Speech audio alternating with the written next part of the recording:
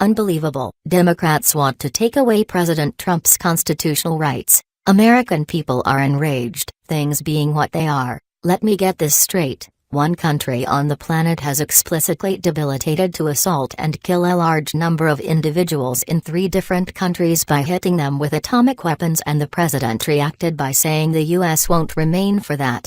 And the Democrats are jumping distraught at Donald Trump.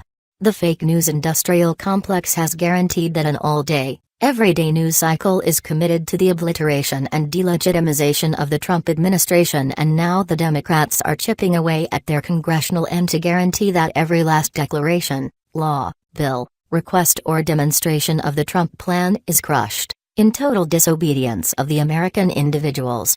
The most up-to-date activity by the Democrats is an endeavor to tie the hands of both the President and the Secretary of Defense by refusing them to defend and protect the United States. The Democrats have considered themselves all the more remarkably met all requirements to make careful decisions in the interest of the military by legitimizing the presentation of a bill that won't enable our officers or the President to arrange a first strike for the situation that North Korea is arranging an impending strike. Via IJR. On Thursday, Democratic lawmakers introduced legislation that would prevent the Defense Department from using funds to attack North Korea without congressional approval or an attack by the North Koreans on the United States or its allies.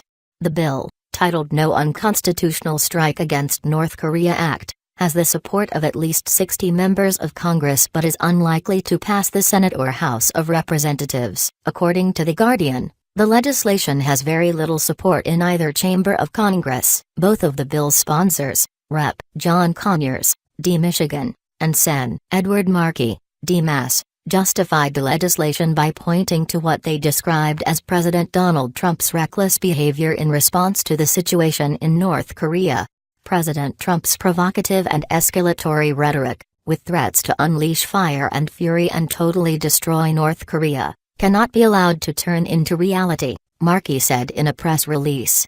Conyers cautioned that Trump should de-escalate his fiery rhetoric and pursue diplomacy. Trump must immediately cease talk of preemptive war and commit to the diplomatic path advocated by both American experts and the South Korean government, he said. The legislation came amid a visit by Defense Secretary James Mattis to the border between North and South Korea, while visiting the Korean Demilitarized Zone, DMZ. On Friday, Mattis slammed the North Korean regime as oppressive and warned that diplomacy needed backing from military force.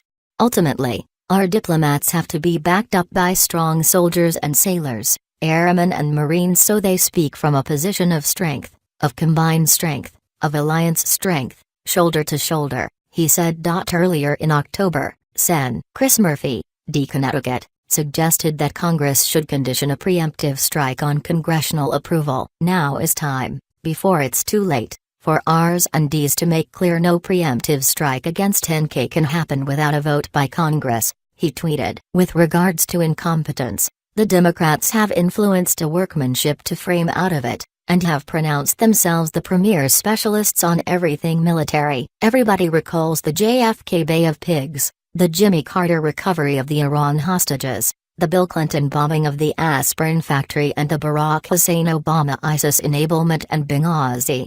Titanic triumphs all. Good, maybe the Democrats don't have the best reputation with regards to military undertakings. In any case, do they need to guarantee that the Republicans flop militarily too? Possibly.